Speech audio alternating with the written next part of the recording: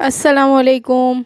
मेरा नाम है सगुफ्ता और मेरी यूट्यूब चैनल टेस्टी फूड स्वाद इंडिया का में आपका स्वागत है। तो प्लीज़ लाइक शेयर और सब्सक्राइब करना ना भूलें। बिस्मिल्लाहिर्रहमानिर्रहीम। तो आज मैं आपके साथ शेयर करूंगी मुहर्रम स्पेशल चोंगो की रेसिपी। ये हमारे घर पे हर साल मुहर्रम पे बनाई जाती है। तो आज मैं आपके साथ चोंगो की ऑथेंटिक यानी पुराने तरीके से जो हमारी दादी नानी बनाती थी ना, उसी तरह से बनने वाले चोंगो की रेसिपी शेयर करूंगी। ये खाने में बहुत ही मज़ेदार लगते हैं। जितनी ज़्यादा देर ये गुड़ की चाशनी में रहते हैं, इसका स्वाद उतना ही बढ़ जाता है। इसे दही के साथ खाने में बहुत ही मज़ा आता है। तो चलिए शुरू करते हैं। चोंगे बनाने के लिए मैंने यहाँ पर 2 कप गर्म पानी लिया है। 250 ग्राम गुड़ को मैंने कूट कर देखिए इस तरह से लिया है। कूटने की वजह से ये थोड़ा चिपचिपा हो गया है। गुड़ को पानी में डालकर 10 मिनट के लिए ढककर रख दूंगी। 10 मिनट बाद चम्मच से अच्छे से मिक्स करके गुड़ का एक गोल बनाकर तैयार कर लेंगे। चोंगे की रोटी बनाने के लिए मैंने यहाँ पर 250 ग्राम गेहूं का आटा लिया है। ऑथेंटिक तरीके से यानी देसी तरीके से हम लोग ये रेसिपी बना रहे हैं, इसलिए हम इसमें गेहूं का आटे का इस्तेमाल करेंगे। चपटी के करीब नमक और 2 चम्मच घी भी डालेंगे हम इसमें। अब सभी चीजों को हम अच्छे से मिक्स कर लेंगे। अब हम इसमें मौन की यानी घी की क्वांटिटी बराबर है या नहीं वो चेक कर लेंगे। देखिए इस तरह से मुट्ठी बनाकर ये मुट्ठी परफेक्ट बन रही है, इसका मतलब हमारा मौन परफेक्ट है। अब इस मिक्स में मैं थोड़ा थोड़ा करके पानी डालूंगी और इसका आटा गूंदूंगी। नॉर्मल रोटी का आटा गूंदते हैं ना, उसी तरह से इसका आटा गूंदना है हमें। देखिए बिल्कुल इस तरह का, ना ज्यादा सख्त और ना ज्यादा नरम। अब इसे मैं ढककर रख दूंगी साइड पर। अब एक तपेली या कढ़ाई में 1 चम्मच घी डालकर उसे गर्म होने देंगे। फिर उसमें मैं 3 हरी इलायची को कूट कर डालूंगी और 3 से 4 बादाम को काट कर डालूंगी। अब इन दोनों चीजों को हम घी में भून लेंगे। 2 मिनट भूनने के बाद देखिए ये चन्नी को मैंने इस तरह से रखा है क्योंकि एक हाथ से मैं वीडियो शूट कर रही थी। अब इस चन्नी में मैं जो हमने गुड़ की चाशनी तैयार की थी, घोल तैयार किया था, वो डालेंगे। क्योंकि गुड़ में कभी कभी ना रेसे वगैरह रह जाते हैं, तो इस तरह से करने से वो कचरा भी निकल जाता है। अब इसे थोड़ा सा हिलाकर मीडियम आंच पर 6 से 7 मिनट तक इस तरह से उबाल आए तब तक पकाएंगे। फिर हमारी गुड़ की चाशनी इस तरह से गाढ़ी हो जाए, फिर हम गैस को बंद कर देंगे। हमारी चाशनी बन रही थी उतनी देर में हमारा आटा भी अच्छे से सेट हो चुका है। हम लोग रोटी बनाते हैं ना, उससे थोड़ा ज्यादा आटा लेके इसका देखिए इस तरीके से गोल गोल घुमाकर एक पेड़ा बनाकर तैयार कर लेंगे।